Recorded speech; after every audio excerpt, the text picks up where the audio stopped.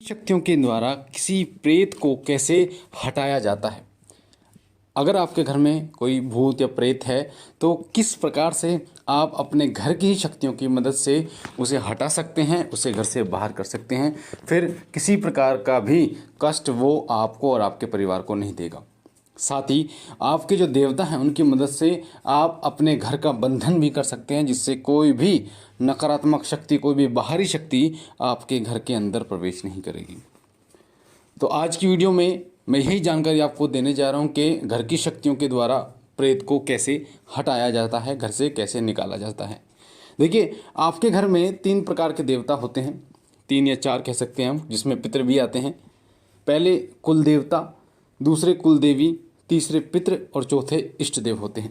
कई लोगों के कुल देवी और कुल देवता दोनों इष्ट होते हैं, यानी कि वो बाहरी किसी देवता को इष्ट नहीं बनाते। जो उनके कुल देवता होते हैं उन्हीं को इष्ट रूप में पूजते हैं, या फिर जो उनकी कुल देवी होती है उन्हीं को इष्ट रूप में पूजते हैं।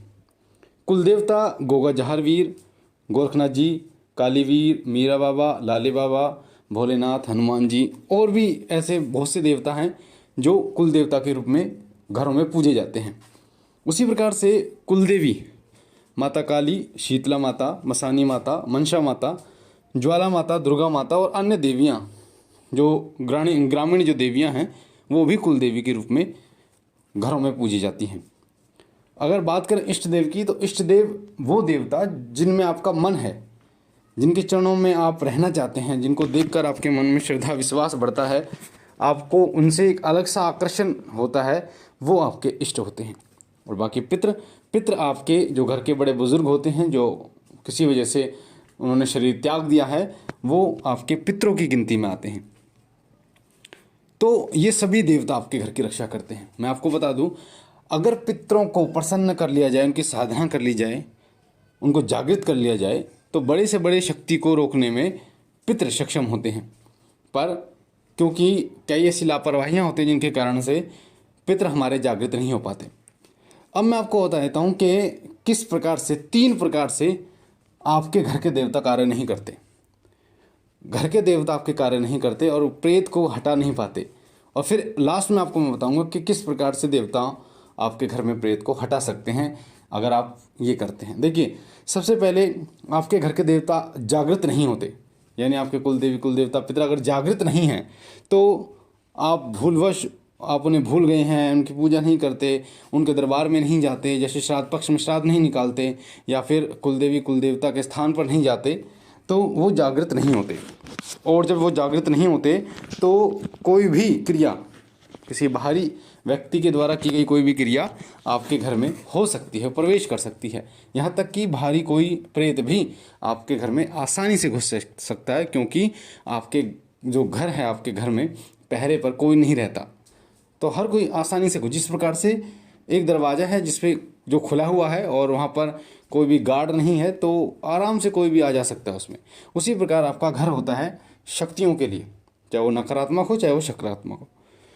तो क्रियाएं और बाहरी प्रेत आपके घर में प्रवेश कर सकते हैं। दूसरा कि पूजा करते हैं आप अपने घर के पितरों की पूजा, आप श्राद्ध निकाल देते हैं, आप पितरों का मावस निकाल देते हैं, घर में जोत बत्ती करते हैं, जैसे एक आम जोत बत्ती होती है, दीपक जला दिया, दीपक जला के हाथ जोड़ लिए, सुबह शाम दीपक जला दिए, इस प्रकार से करते, तो बाहरी प्रेत तो आपके घर के अंदर प्रवेश नहीं करेगा, पर क्रिया आपके ऊपर जरूर हो जाएगी।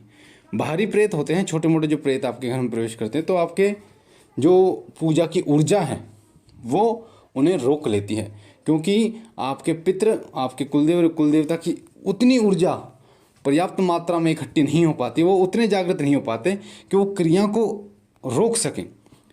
इस पूजा से, मात्र दीपक जलाने से, हाथ जोड़ने से या श्राद्ध निकालने से, इनसे सिर्फ मात्र और मात्र इतनी ही ऊर्जा उनको प्राप्त होती है कि वो किसी प्रेत को रोक सकते हैं जो कि बाहरी आपके घर के बाहर होता है।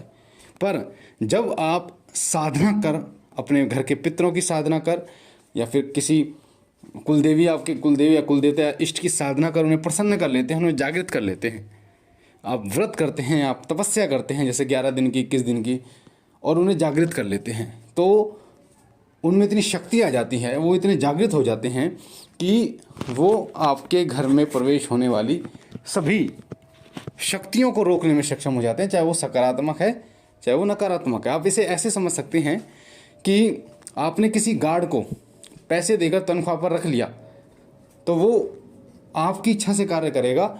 अगर किसी को अंदर जाना है तो वो आपसे पूछ कर जाएगा, बाहर जाना है तो आपसे पूछ कर जाएगा, यानी कि वो किसी बाहरी व्यक्ति को अगर अंदर नहीं घुसने देगा जब तक आपकी परमिशन ना हो। उसी प्रकार जब उन्हें आप साधना कर लेते हैं, उन्हें जागृत कर लेते हैं, तो तब तक कोई भी बाहरी शक्ति आपके घर में प्रवेश नहीं कर पाती, क्योंकि जागृत हो जाते हैं। जैसे कोई व्यक्ति अगर सो रहा है तो उसको कोई प्रभाव नहीं पड़ेगा, लोग आए जाएं, पर अगर वो अर्ध अवस्था में है, यानी आधे सोने की अवस्था में है और आधा जगा हुआ है, तब भी वो रोक नहीं पाएगा। पर अगर पूर्ण रूप से वो जगा हुआ है तो वो रोक लेगा उस व्यक्ति को जो घर के अंदर जा रहा है।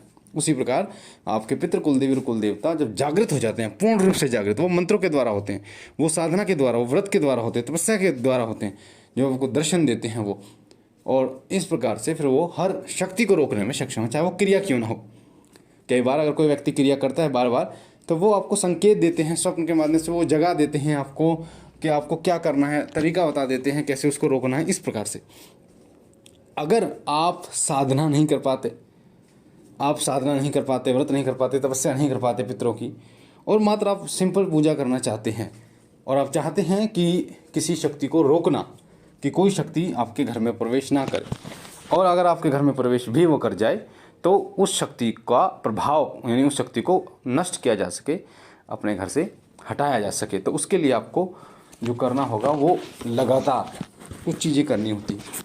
जैसे सबसे पहली बात है, सुंदरकांड का लगातार पाठ आपको करना है, बोल बोल कर, हनुमान जी के नियमों का पालन करते हुए। हनुमान चालीसा का पाठ कीजिए, हनुमान अष्टक का पाठ कीजिए, चंडी पाठ कीजिए, शिव सहस्त्रनाम का पाठ कीजिए, काली चालीसा का पाठ कीजिए, लगातार नवाण मंत्र का जाप कीजिए, महामृत्युंजय मंत्र का जाप कीजिए। इनके द्वारा अगर आप नॉर्मल पूजा पाठ भी करते हैं तो इनको लगातार जपने से आपके अंदर, आपके घर के अंदर वो शक्ति जागृत हो जाती है कि कोई भी नकारात्मक शक्ति, चाहे वो क्रिया क्यों ना हो, आपके घर पर अपना प्रभाव नहीं कर पाती, और उसका प्रभाव प्रभावहीन हो जाती है वो, और जहाँ से आई है वहीं पर चली जाती है। तो ये जो 3 तरीके मैंने आपको बताए हैं कि किस प्रकार से शक्ति जागृत होती है और किस प्रकार से शक्तियाँ कार्य करती हैं। आप ध्यान देना, जिनके ऊपर सवारी आती है देवताओं की, चाहे वो माता की है या किसी अन्य देवी देवता की, उनके घर में शक्तियाँ प्रवेश नहीं कर पाती, जो नकारात्मक शक्तियाँ होती हैं। क्यों नहीं कर पाते? क्योंकि सवारी आ रही है, इसका मतलब शक्ति जागृत है। और ज़रूरी नहीं है कि सवारी आए तभी शक्ति जागृत होगी, दृश्य और अदृश्य रूप से शक्तियाँ कार्य करती हैं। तो सवारी आ रही है यानी दृश्य रूप से आ रही है वो आपकी साधना से प्रसन्न होकर। तो इस प्रकार से आप शक्तियों को रोक सकते हैं और अपने घर की रक्षा कर सकते हैं। तो मुझे आशा है ये जानकारी आपको पसंद आई होगी। अगर आप पहली बार शिव कृपा परिवार पर हैं तो आपके वीडियो के नीचे जो लाल कलर का बटन है सब्सक्राइब का, उसे दबा के चैनल को सब्सक्राइब कीजिए, लाइक कीजिए, शेयर कीजिए वीडियो को और लोगों तक, ताकि और लोगों तक जानकारी जाए और लोग भी ये समझ पाएँ कि हमारे घर के देवी देवता कैसे किसी शक्ति को रोकने में सक्षम हो पाते हैं। मैं बाबा भोलेनाथ से विनती करता हूँ कि बाबा भोलेनाथ आप पर अपनी असीम कृपा बनाए रखें, आप और आपका परिवार सुखी रहे, स्वस्थ रहे, खुशियों से भरा रहे। हम मिलते एक नई जानकारी के साथ, तब तक के लिए ओम नमः शिवाय, ओम नमः शिवाय, ओम नमः शिवाय।